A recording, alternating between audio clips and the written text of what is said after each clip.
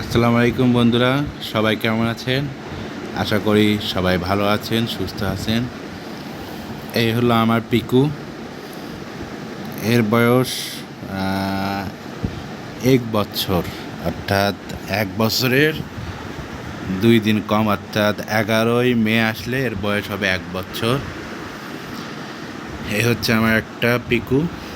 এর নাম দিয়েছি আমি পিকু। এর যখন বয়স 15 দিন, তখন আমি নিয়েছিলাম একে। দেখুন, আজ ওর বয়স 1 বছর। ও এখন অনেক সুন্দর হয়েছে। এই বাসাতে ও বড় হয়েছে, আর আমি নিজ হাতে ওকে হ্যান্ড ফিডিং করে এবং সব সময় ওকে আমি আমার কাছেই রাখি।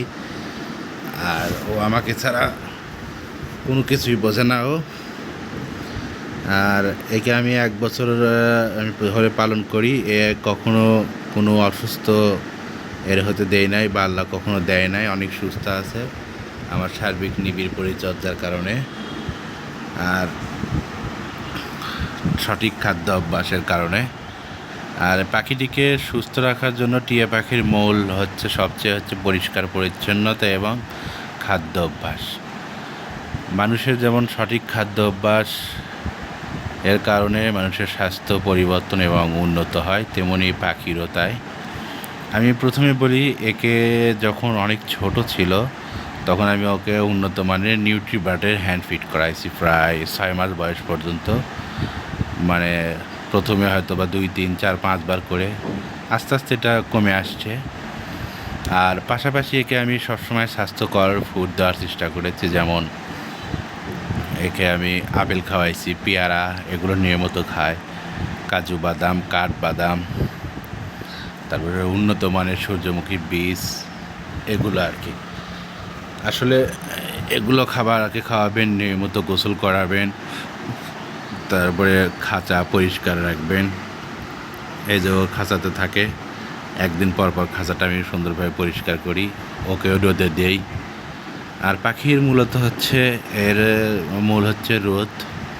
একে সকাল বিকাল একটু করে রোদে রাখার চেষ্টা করবেন। এই যে আমার বাসা, যেহেতু আমার 3য় তলায় থাকি, ওর বেলকুনিতে রোদ পাই, ওখানে আমি ওকে বসায় দিই। ওর মন যতক্ষণ চায় ও রোদ পোহায়। এবং পাশাপাশি পাখিকে প্রতি 3 মাস পর পর কৃমিনাশক ওষুধ খাওয়াবেন। খাওয়ানোর পর আপনারা ওকে জিঙ্ক খাওয়াতে পারেন। জিঙ্ক বলতে উন্নত মানের বিভিন্ন একটা জাতীয় ওষুধ পাওয়া যায়, ওগুলো আপনারা টানা 7 দিন, মাসে 7 দিন, আবার 1 মাস পর আবার 7 দিন পানিতে গুলিয়ে খাওয়াবেন। তাহলে এদের পাখি সুস্থ থাকবে এবং রং সব কিছু ভালো থাকবে। দেখুন কত সুন্দর হয়েছে। এখন ওর গলায় মালা আসবে হয়তো বা, আপনারা দেখতে পাচ্ছেন। যেহেতু 1 থেকে 1.5 বছর বয়সে ওদের ইন্ডিয়ান রিং নেক টিয়ার গলায় মালা আসে, তবে দেখা যাচ্ছে আমরা এখনও বুঝতে পারতেছি না কি হয়। তো সবাই ভালো থাকবেন, পাখিকে টেক কেয়ার করবেন, দেখবেন আপনার পাখিটা সুস্থ থাকবে। তো আজ এই পর্যন্তই। আপনাদের পাখির কোনো সমস্যা থাকলে আমাকে পরামর্শ নিতে পারেন। যেহেতু আমি কোনো পরামর্শ দিতে পারবো না, তবে আমি যেহেতু 1 বছর যাবৎ একে আমি লালন পালন করি, আমি তো একে বুঝতে পারি যে এর কী হয়েছে, বা পাখি দেখলে বুঝতে পারি। যেহেতু এর কখনো কোনো সমস্যা দেয়নি আল্লাহ, আমি একে সবসময় ভালো রাখছি।